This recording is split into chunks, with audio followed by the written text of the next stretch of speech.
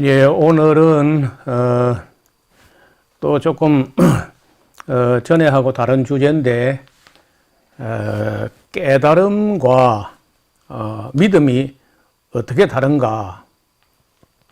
이것도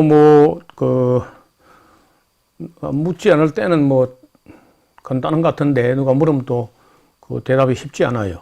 그래서 사람들이 깨달음이 곧 믿음이 아닐까 이렇게 생각한다든지, 아니면 또 불교는 깨달음을 강조하고 이 기독교는 믿음을 강조하는데 그게 그거 아닌가, 이런 또 이제 막연하게나마 이제 이런 생각을 하는데, 여기에 대해서 조금 이야기할 필요가 있을 것 같다는 생각을 합니다. 깨달음이란 게 뭐예요? 뭘 깨닫는다는 거예요? 그리고 안 물으면 또 그것도 알았던 것 같은데, 뭘 깨닫는다는 거지? 예. 진리? 진리가 뭔데요? 뭘 깨닫는 게 진리를 깨닫는 거예요?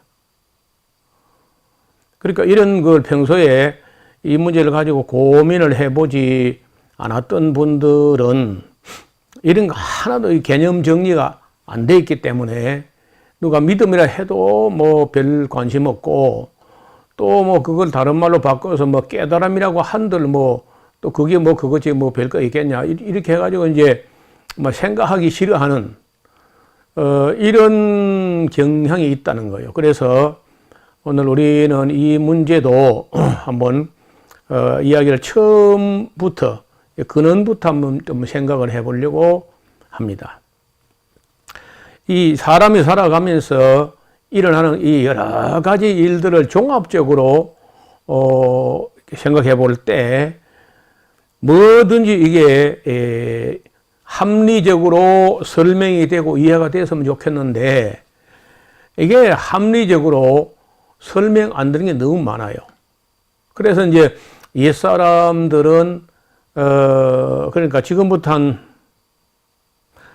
2500년 전 지금부터 2500년 전 그 이전 세계관에서는 딱히 뭘 그렇게 깨닫는다든지 이런 문제를 가지고 고민했다는 그런 역사가 없이 전부 이제 어디에 의존해서 그저 생각하고 또 사유하고 또 어떤 세계관을 가지고 살았냐 하면 대체로 신화 혹은 전설 이런 것을 들으면서, 그때는 영화도 없고 TV도 없고 소설도 없고 이런 게 잘 없을 때이기 때문에 그 옛날 사람들의 이야기 잘하는 이야기꾼, 그런 이야기꾼들의 이야기를 듣는데, 그럴 때 놀랍게도 신화가 굉장히 발달했어요. 중국에도 신화가 있고, 인도 신화가 있고, 그리스 로마 신화는 꽤 유명한 신화죠. 우리도 단군 신화라든지 이런 신화가 있잖아요. 모든 민족에게 대부분이 이제 신화가 있었습니다. 신화 내지는 전설 정도. 전설은 그래도 어느 정도 또 좀 근거가 있는 수가 있어요. 대개 사실은 아닌 게 많지만은, 그래도 신화는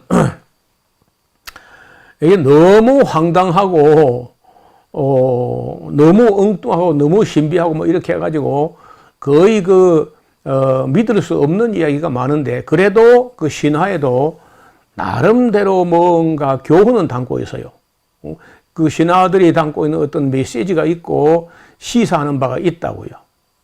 그래 하다가 이제 이게 2500년 전, 그러니까 주전 6세기경부터 사람들이 신화에 대해서 회의가 일어나는 겁니다. 이게 큰 발전이죠. 사람이 신화나 어떤 전설이나 이런 데서 벗어나고 깨어나려고 하는 어떤 이성의 강력한 활동이 일어나게 되는데, 그 시대에는 그 동양하고 서양이 거의 같은 시대에 그런 일이 일어납니다. 신화와 전설에서 벗어나려고 하는 어떤 강력한 그 이성의 어떤 그렇죠. 이성의 각성, 아니면 이성의 어떤 몸부림, 이런 변화가 6세기에 일어나요. BC 6세기에. 자, 그래서 우리가 이때부터 이제 이 깨달으려고 찾고 깨닫고 하려고 하는 노력이 시작됐다는 거예요. 공식적으로는 그 이전에도 뭐 혹 있었겠지만은 기록으로 남은 뭐 사례가 별로 없고 딱히 딱 이름을 지목해서 어떤 사람이 어떤 고민을 했는지 뭐 이런 게 남아있질 않아요. 그래서 이제 그 이전 거는 우리가 논외로 하고 오늘부터 우리가 조금 생각하려고 하는 것은 6세기경에 일어났던 동양과 서양의 이성적 각성, 이런 그 큰 어떤 깨달음을 한 목마름, 이런 것을 이제 좀 살펴보려고 하는데, 그러면 우리가 맨 먼저 그 동양에서부터 좀 생각해 보려고 해요. 보통은 지금까지는 다 서양에서 이야기를 시작하는데, 저는 동양 사람이고 또 빛은 동방에서 온다고 하니까 동방에서 어떤 일이 있었는가를 좀 생각하고, 또 깨달음이라고 할 때는 우리가 그리스 철학보다는 불교가 말하는 그 석가모니가 말하는 깨달음 이야기가 중요하기 때문에, 또 제가 또 이 동양 사람이기 때문에 동양에서 이 깨달음에 대해서 어떤 일이 일어났었는가 조금 좀 생각해 보려고 해요. 이 석가모니 같은 그런 그 대각성, 석가모니 같은 그런 위대한 인물이 나오기 전에 이 동양에서는 그 누구도 이런 것을 정말 깨달으려고 그렇게 한 사람이 별로 없습니다. 없고, 이제 아시는 대로 그때 이 인도 땅에는 그 브라만교, 힌두교, 불교 그 이전에 인도 땅을 오랫동안 그저 지배해왔던 브라만교가 그 당시에 이제 신화와 전설과 뭐 경전을 만들었다 해도 그 경전 자체도 거의 신화적인 이야기가 가득한 그런 이야기인데, 거기는 신들이, 그 브라만교에는요 신들이 많아요. 뭐 일단 힌두교나 브라만교에서 남신이 있어요. 남자신, 남성 성을 띠는 그런 그 남신이 있는데, 브라흐마, 창조신이라 이렇게 해요. 불경에서는 그걸 범천 이렇게 합니다. 범천. 어려운 말이죠. 그 다음에 비시누라는 신이 있는데, 그 창조한 그 세계를 유지하는 신. 그 다음에 이제 이 시바 신이 있는데, 파괴하는 신이야. 시바 신. 그 다음에 이제, 가네샤라는 신이 있는데, 인간의 몸과 코끼리 머리를, 몸은 인간의 몸인데, 코끼리 머리를 가진 어떤 그런 신의 모습을 가진 신이야. 데바라는 신이 있는데, 수라라고도 하고, 그 남신의 뜻입니다. 라마라는 신이 있어요. 라마. 인도 서사시 라마야나에 나오는 주인공으로 비시누의 7번째 아바타라는 거예요. 아바타란 말이 여기서 이제 나옵니다. 그 다음에 이제 무르간이라는 신이 있는데, 전쟁과 승리의 신, 수리야 태양의 신, 아그니 불의 신, 또 아야나르 어려운 말이죠. 그런 마을 신, 뭐 마을의 수호신, 뭐 이런 신이야. 인드라라는 신이 있는데, 신들의 왕이라 그러고, 그 날씨와 전쟁의 신이라 그래요. 크리슈나라는 신이 있는데, 인도 서사시에 마하바라타라는 그 서사시의 영웅으로 나오는 비시누의 8번째 아바타로 나와요. 그래서 이 딴 데는 이제 크리슈나를 또 창조신이라 이렇게 말하기도 해요. 하누만이라는 신이 있는데 원숭이 모습의 신으로 라마의 제자이면서 그 헌신적인 숭배자로 이런 또 신이 있다는 거예요. 좀 복잡하죠? 이야기를 하면 할수록 더 어려워지고 더 모르겠죠? 그래서 이제 많이 줄입니다. 그 다음에 뭐 창공의 신, 바루나, 새벽의 신 우샤스, 청계의 신 갸우스, 뭐 온갖, 나중에는요, 신수가 얼마나 많아졌냐? 신수가요, 사람 수보다 더 많아져요. 신 아닌 게 없어요. 소도 신이고, 뱀도 신이고, 개구리도 신이고, 막, 다 신입니다. 그렇게 되는 게 이제 인도의 석가모 이전에 브라만교가 사람들에게 가르치던 그 신들의 이야기인데 그런 이야기를 끝도 한도 없이 복잡하게 더 복잡하게 또 다른 신이 뭐 또 태어나고 또 다른 신이 또 태어나고 막 자꾸 신이 생겨가지고 인간들이 자꾸 생겨나는 그 신들에게 제사를 드리냐고요. 자기 일을 못해요. 이거 봐요. 신이 많으면요, 제사가 많아요. 제사를 많이 드리고 제사를 여러 번 드리면요, 이 낮은 계급의 바이샤, 슈드라 계급, 이런 계급들은 그 제물을 준비하는 거 자기 볼일을 못 봐. 근데 그 제사가 많아서 제사를 여러 번 드리고, 제사를 크게 드리고, 제사를 많이 드리고, 제사를 자주 드리고 하면 그 제물이 많이 쌓이게 되면은 노예들하고 평민들은 그 제사, 제물을, 챙기느라고, 뼈골 빠져야 되는데, 그러면 그 많은 제물을 누가 먹느냐? 신들이 와서 먹는 게 아니고, 신의 대리자라고 하는 승려, 제사장 계급들이 그걸 다 먹어치우거든요. 그런 불합리가 어디 있습니까?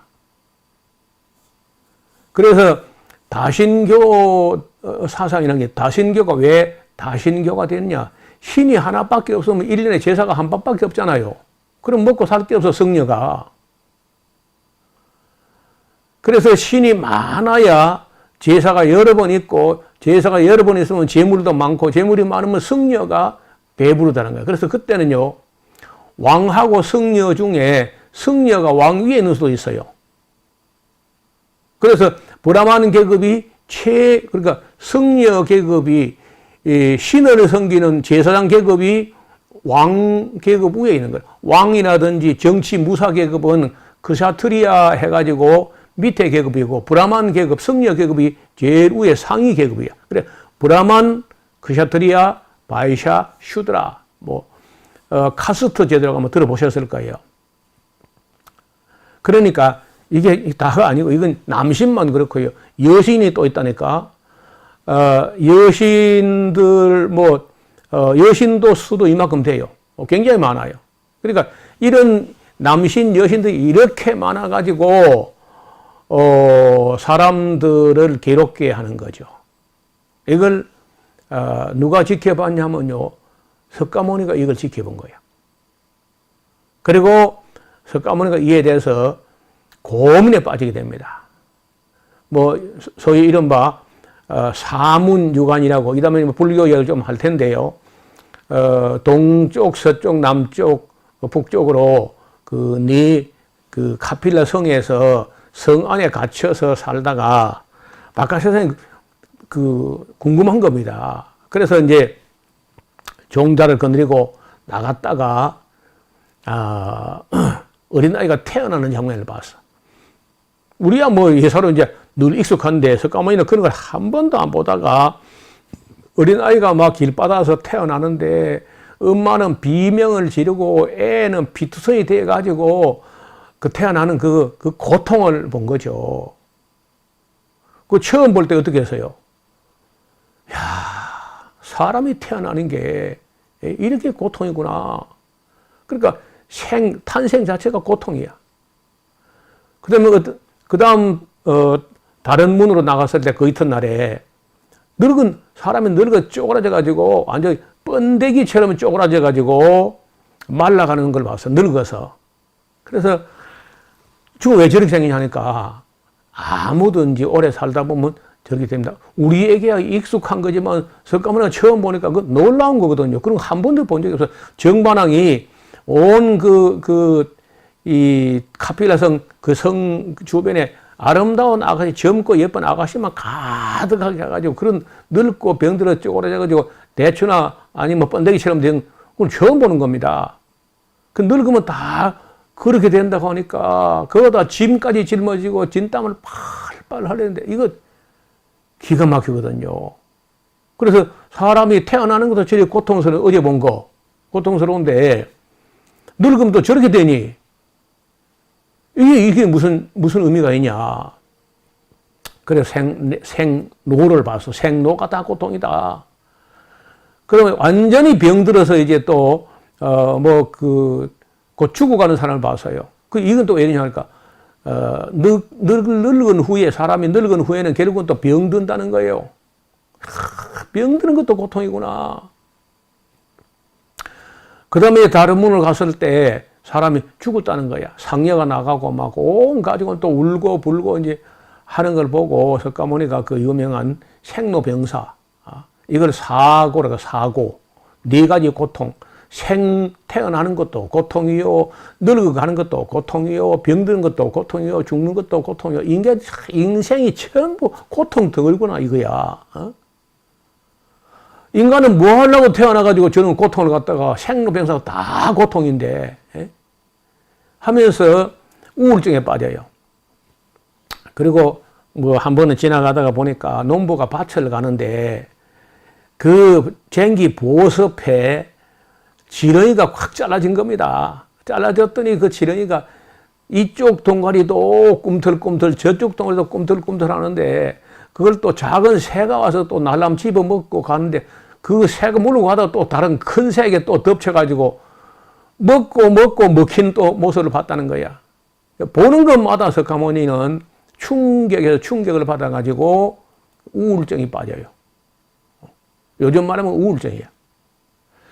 일찍이 이제 어머니를 잃고, 석가모니가 뭐 태어나면서, 모르겠어요. 지왕절개를 했단 말인지 모르지만 어떻든 석가모니가 정상뿐만이 아니고 엄마 옆구리를 째고 나왔다 하거든요. 그러면 엄마가 죽는 거죠. 그래서 이모 손에 크게 되는데 그래서 그런지 우울증이 있었다는 거예요.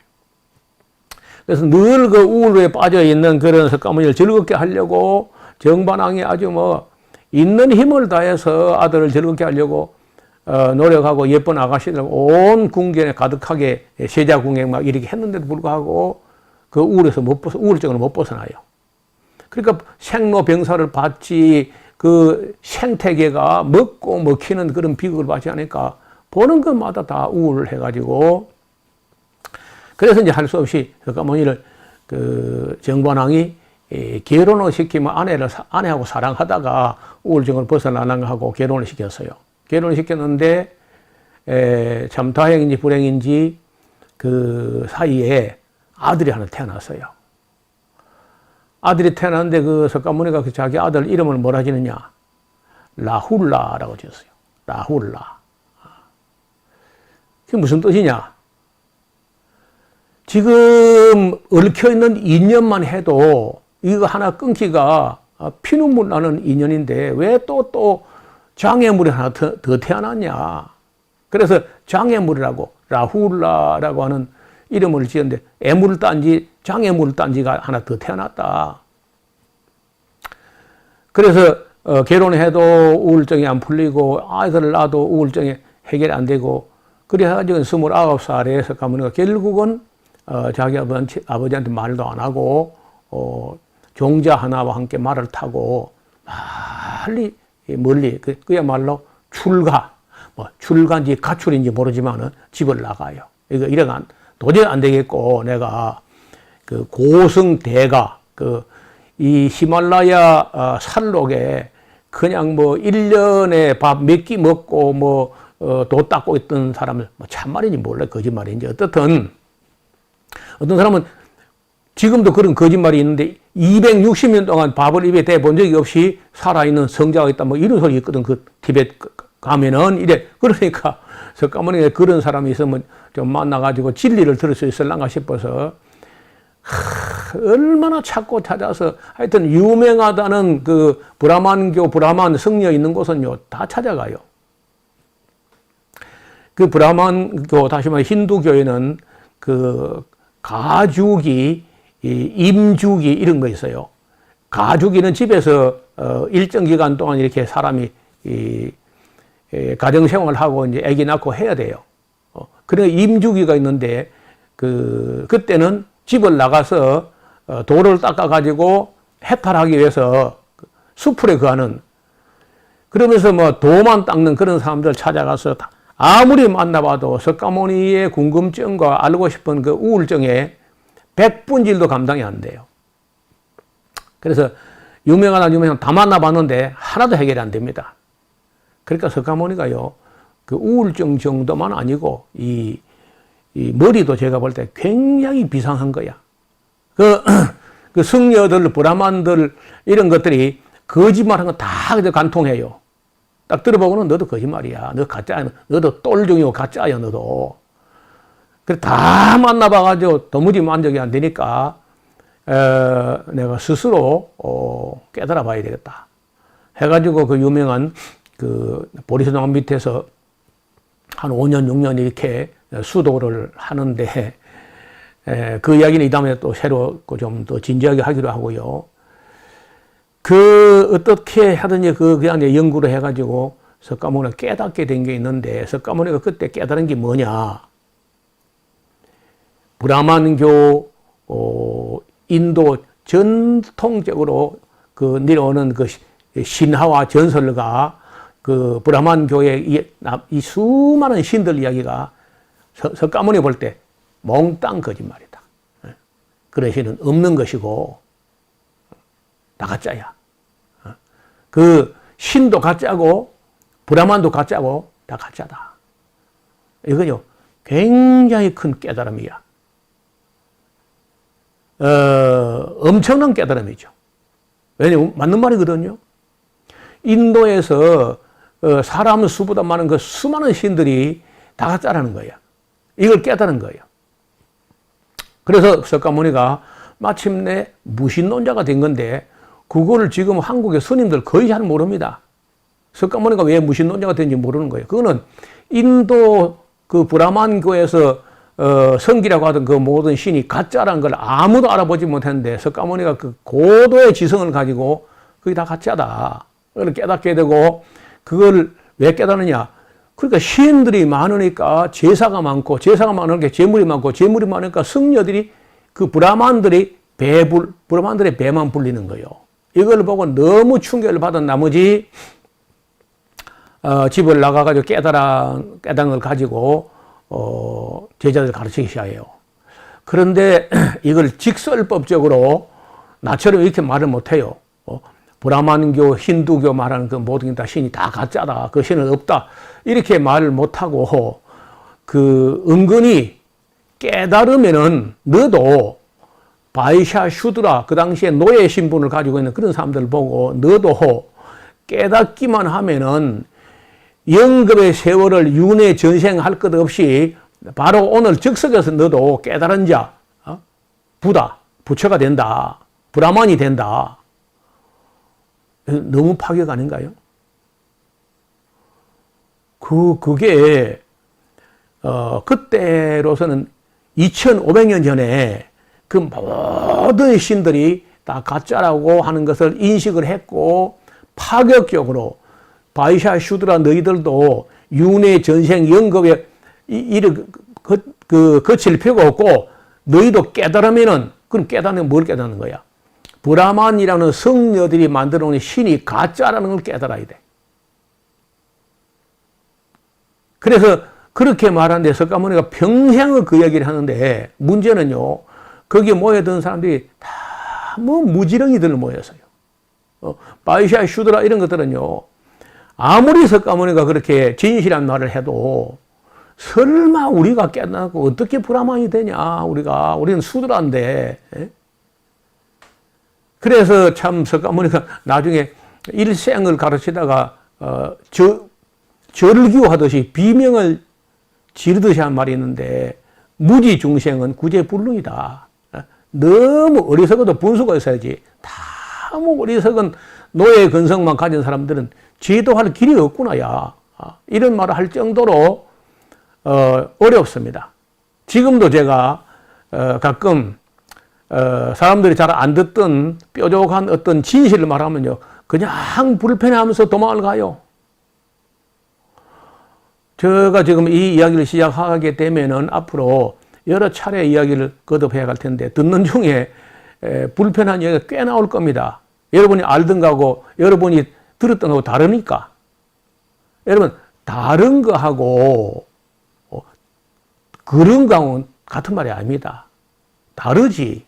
다르나 여러분이 알고 있던 거, 믿어오던 거하고 다르다고 도망을 가지 말고 달라도 옳은지 생각해 보시라고. 저는 그런 면에서 석가모니를 많이 존경하는 편입니다. 그렇게 하기 어려워요. 이 인간 평등설을 지금부터 2500년 전에, 여러분 말틴 루터는요, 겨우 500년 전에 인간 평등과 만인 제사장설을 이야기했어요. 말틴 루터가. 그런데 그 말틴 루터보다 2000년이나 앞서서 인간 평등설과 만인 제사장설을 이야기한 사람이 석가모니라는 거예요. 저는 기독교 목사지만은 석가모니의 위대한 점은요, 그 제가 말하든 안 하든 삭감될 수 없는 거야. 그러나 석가모니도 깨닫지 못한 게 있었다는 거예요. 그렇게 깨달음을 강조하던 석가모니도 전혀 깨닫지 못한 게 있었어요. 그 얘기를 이 다음 시간에 이어갈 텐데, 기대를 너무 작게 가지지 마시고 저와 함께 대화하다 보면요, 스님들도 아주 깜짝 놀랄 이야기가 나올 테니까 혹 이 방송 들으시는 분이 스님이 계시면요, 좀 잘 들어보시기 바랍니다. 오늘 여기까지 하겠습니다. 감사합니다.